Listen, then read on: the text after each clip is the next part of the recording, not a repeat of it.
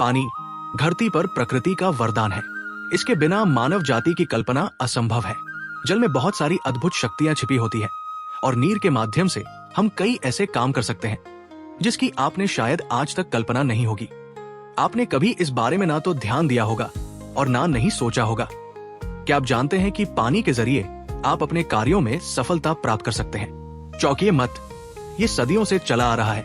प्राचीन समय में ऋषि मुनि अभियंत्रित जल का उपयोग करते थे और लोगों को वरदान और शाप दिया करते थे। उसके पीछे भी पानी की शक्ति ही काम करती थी। अगर आपके जीवन में अनेकानेक तरह की मुसीबतें हैं, दुख खत्म होने का नाम नहीं ले रहे हैं, तो ये उपाय एक बार जरूर करके देखिएगा। 100% लाभ मिलेगा। लेकिन तरीकों के बारे में अच्छे तरीके से जानना उतना ही जरूरी है, क्योंकि हम कोई भी काम तभी ठीक तरीके से कर पाएंगे जब हम उस चीज के बारे में अच्छे से जानकारी होगी। नहीं तो काम अधूरा ही जाएगा या हम उसे कर ही नहीं पाएंगे। तो इस वीडियो में बताए गए सभी बिंदुओं को बहुत ही गौर से देखिएगा और सुनिएगा और अपने जीवन में उतारने की कोशिश कीजिएगा, तभी इसका पूरा लाभ आप उठा पाएंगे। जैसा कि आपको पता ही होगा कि हमारे शरीर के अंदर 1/3 हिस्सा पानी के रूप में मौजूद है। इसलिए पानी की भूमिका आपके जीवन में बहुत ही अहम है। इसका कैसे उपयोग करना है, क्या करें कि आपके घर के पानी में चमत्कारिक और अद्भुत शक्तियां आ जाएं। पानी की मदद से आप अपने जीवन में चल रहे परेशानियों को कैसे कम कर सकते हैं और कैसे उससे छुटकारा पाया जा सकता है, उसके बारे में इस वीडियो में चर्चा करेंगे। ये जानकारी आपके जीवन में बहुत ही काम आने वाली है। वैसे तो पानी पीना हमारी दिनचर्या का एक आम हिस्सा है और हम अमूमन 8 गिलास पानी यानी 3 लीटर के करीब एक दिन में पी जाते हैं।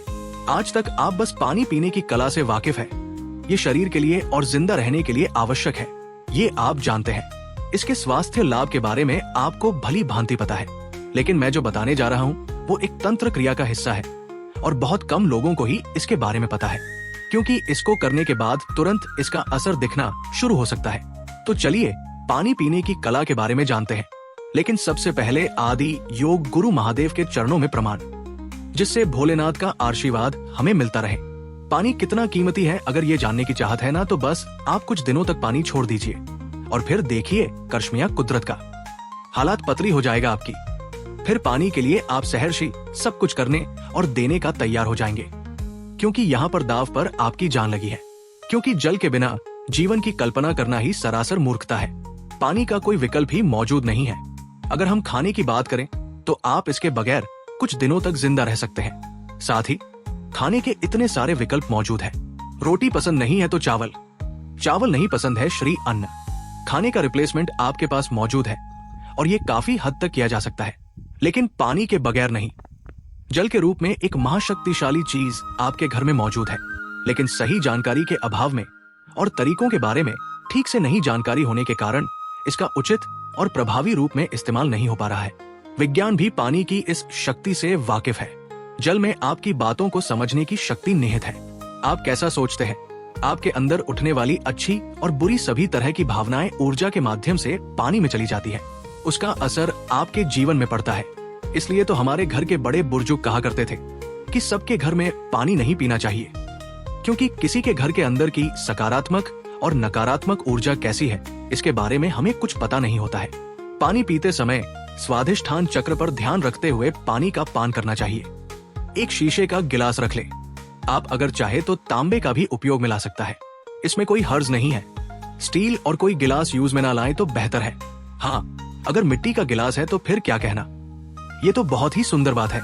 इसके बाद गिलास में पानी भर ले, दोनों हाथों से अच्छा तरह से पकड़ ले और क्रीम बीज मंत्र का उच्चारण करें। ये महाकाली का मूल बीज मंत्र है। अब आपको पानी भरे गिलास में अपने चेहरे को देखना है। अगर आप पानी के अंदर अपने चेहरे को आधे घंटे तक बिना किसी बाधा के देखते हैं तो क्रीम बीज मंत्र की शक्ति पानी में चली जाती है। आपके कामों में आपको सफलता मिलेगी। कर्ज जीवन से पीछा ही नहीं छोड़ रहा है तो जल का ये प्रयोग करें। धन को जीवन में आकर्षित करने के लिए जब भी पानी पिए श्रीम बीज मंत्र का उच्चारण करें। एक गिलास पानी में लाल रंग के गुलाब जल को ढाल दे और आधे घंटे तक श्रीम बीज मंत्र का उच्चारण करें। रोज करना है। लाल गुलाब नहीं मिले तो कोई भी लाल रंग का फूल भी चलेगा। फूल को देखते रहना है और मंत्र का उच्चारण करते जाना है। मंत्र बोलने के बाद इस पानी को उस जगह में मिला दे जहां आप पानी को घर में स्टोर करते हैं। परंपरागत रूप से अष्टधातु अथवा तांबे के बर्तन में जल स्टोर करके पीना ही लाभदायक है। तांबे के बर्तन जल की आणविक संरचना में बदलाव कर उसे सकारात्मक ऊर्जा से भर देते हैं। सद्गुरु ये भी कहते हैं कि आपके विचार और भावनाओं की जागरूकता में पानी का एक बहुत बड़ा योगदान होता है। पानी भी अपनी एक याददाश्त लेकर आता है, इसलिए इसे आदर एवं कृतज्ञता के भाव के साथ ग्रहण करना चाहिए। आप जल के रूप में जहर ग्रहण कर रहे या अमृत, इस पूरी तरह से जल की शुद्धता, उसके पीने के तरीके और उसे स्टोर करने के तरीके पर निर्भर करता है। जल तो भौतिक रूप से शुद्ध होना ही चाहिए, यानी उसमें किसी तरह का बैक्टीरिया या कोई अशुद्धता ना हो। लेकिन सद्गुरु के अनुसार जल के तापमान पर भी ध्यान दिया जाना चाहिए। उनका कहना है कि जल के तापमान और आपके शरीर के तापमान में केवल 4 डिग्री से 12 तक का अंतर होना चाहिए। आपके शरीर के तापमान से पानी का तापमान ज्यादा से ज्यादा 12 डिग्री कम होना चाहिए। अगर उससे कम हुआ तो आपके तंत्रिका तंत्र पर इसका गलत असर पड़ सकता है। सद्गुरु ये भी कहते हैं कि थोड़ी थोड़ी देर पर घूंट घूंट पानी नहीं पीना चाहिए, बल्कि प्यास लगने पर ही उचित मात्रा में जल पीना चाहिए। जो लोग दिन भर पानी पीते रहते हैं, उनका शरीर कई बार जरूरत से ज्यादा जल ग्रहण कर लेता है, जिससे उसके शरीर में सोडियम की कमी हो जाती है, जिससे दिमाग में सूजन होने की संभावना बढ़ जाती है। वैज्ञानिकों ने यह शोध किया है कि जब पानी जबरदस्त रूप से पंपिंग करके ऊपर चढ़ाया जाता है तथा लेड और प्लास्टिक के पाइपों में से कई बार मुड़ते हुए ऊपर नीचे होते हुए गुजरता है और आपके घरों तक आता है, तो उसकी आणविक संरचना बदल जाती है। इन सब मोड़ों और झुकावों के कारण पानी पर बहुत नकारात्मक प्रभाव पड़ता है। पानी में याददाश्त है, स्मृतियां है और आपके भौतिक अस्तित्व का, आपके शरीर का 72% भाग पानी ही है। आप बस एक लंबी बोतल है। तो अगर आप एक बर्तन में रखे पानी को सुखमय, आनंदमय बना सकते हैं, तो क्या अपने शरीर के अंदर के पानी को सुखमय, आनंदमय नहीं बना सकते? यही योग का विज्ञान है। भूत का अर्थ है तत्व और भूत शुद्धि का अर्थ है शारीरिक व्यवस्था के अंदर 5 तत्वों की सफाई यानी शुद्धि। भूत शुद्धि योग का सबसे मूल पहलू है। योग का जो भी प्रकार आप करते हैं, वो भूत शुद्धि क्रियाओं का ही एक छोटा हिस्सा है।